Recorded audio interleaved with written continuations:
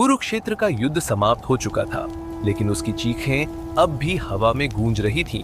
धरती पर फैला रक्त बता रहा था कि यह विजय कितनी भयावह थी। टूटे हुए रथ, बिखरे हुए अस्त्र और हजारों योद्धाओं के निर्जीव शरीर, कुरुक्षेत्र अब युद्ध भूमि नहीं, विनाश का समुद्र बन चुका था।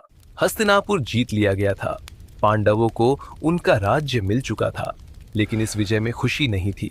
हर चेहरे पर अपनों को खोने का दर्द साफ दिखाई दे रहा था।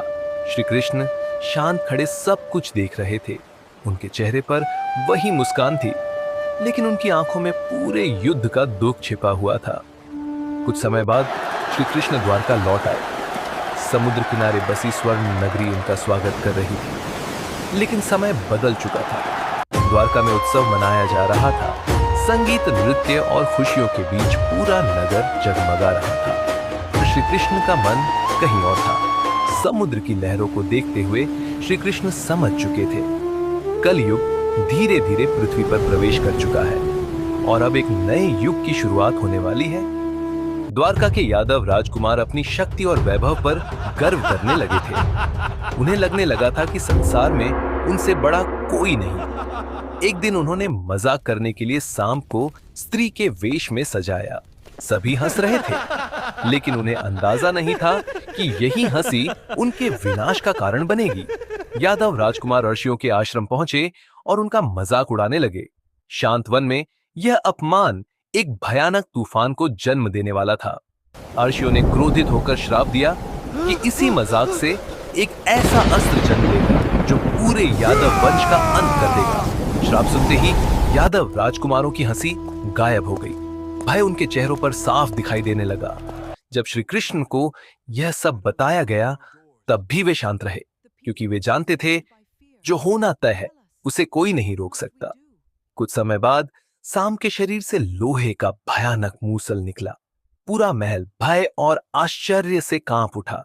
डरकर यादवों ने उस मूसल को पीस डाला और समुद्र में फेंक दिया। उन्हें लगा कि संकट टल चुका है, लेकिन भाग्य अपना रास्ता खुद बना लेता है। समुद्र की लहरें उस श्रापित लोहे को किनारे तक ले आई। वहीं से उगी घास धीरे धीरे विनाश का रूप लेने लगी। समय बीतता गया और यादवों का अहंकार बढ़ता गया। शक्ति और वैभव ने उनके भीतर विनम्रता को समाप्त कर दिया। प्रभास क्षेत्र में एक विशाल उत्सव रखा गया। संगीत, मदिरा और उत्साह के बीच किसी को आने वाले विनाश का अंदाजा नहीं था। धीरे धीरे उत्सव के बीच विवाद शुरू हुआ।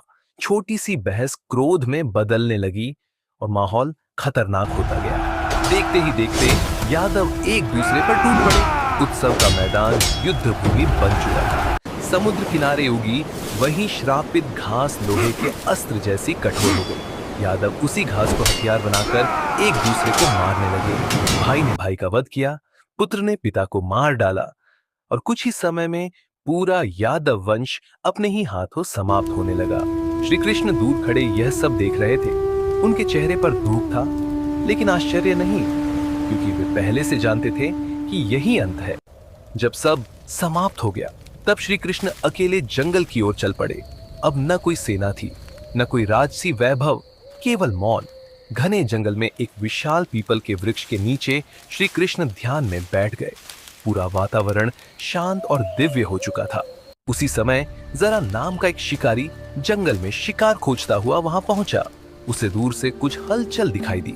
जरा ने श्री कृष्ण के चरण को हिरण की आंख समझ लिया और बिना सोचे अपना तीर छोड़ दिया। जैसे ही वह पास आया, उसने देखा कि उसने किसे घायल कर दिया है। भय और पश्चाताप से उसका शरीर कांप उठा, लेकिन श्री कृष्ण मुस्कुराए। उन्होंने जरा को क्षमा कर दिया और धीरे धीरे अपनी आंखें बंद कर ली। उसी क्षण एक युग समाप्त हो गया। श्री कृष्ण के मेघ इस लोक से जाते ही समुद्र ने द्वारका नगरी को अपने भीतर समा लिया। स्वर्णिम महल लहरों में डूब गए और इतिहास का सबसे रहस्यमयी अध्याय हमेशा के लिए समाप्त हो गया।